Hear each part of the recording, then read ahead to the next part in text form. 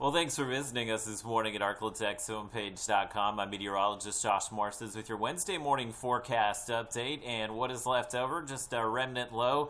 The remnants of Beta will be moving up and across the region today. So we do have a high chance of rain this morning, but we will likely see this rain start to taper off as we move through the afternoon and evening today. But enough cloud cover left over that most of us should enjoy these cool temperatures once again today. But you can see Beta moving up and off the coastline. So we're getting a pretty good push of rainfall this morning, especially across northwest Louisiana. That's a look at the water vapor imagery, so you can see what's happening in Texas. Anywhere you see the orange, that is dry air that is getting pulled in behind this storm, so that's what's going to shut the rainfall off. So it looks like rain chances pretty much coming to an end for folks in McCurtain County and much of northeast Texas, and where you have the darker colors on the water vapor, that's where we could see some rain here in the upcoming hours, which is mainly in East Texas, northwest Louisiana, and southern Arkansas, or East Texas, south of I-20, I should say.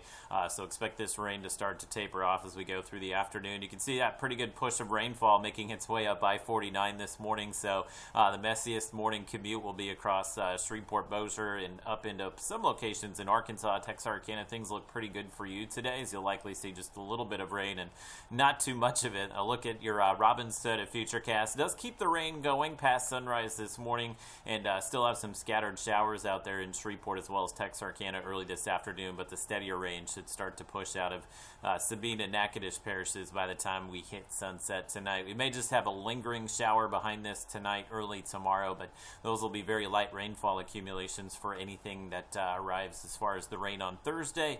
Cloud cover is kind of stuck with us as well, so temperature-wise, don't expect that we'll warm up too much on Thursday, which I think everybody's pretty happy about at this point, as we'll likely enjoy at least one more day in the 70s before we see a little more sun and back into the 80s on Friday. So look at the rainfall potential. The bullseye is shifting further and further to the east, but it is possible just this morning we can see some 2 to 3 inch rainfall accumulation, especially up across Sabine, Natchitoches, maybe Red River and Bienville parishes. So that's where we'd be most flash flood prone. And again, the Weather Prediction Center today kind of showing where that yellow and red is. That's where they believe the highest chance to see mainly some roadway flooding would be as we move through the morning. So folks in Natchitoches Parish, pay close attention to that.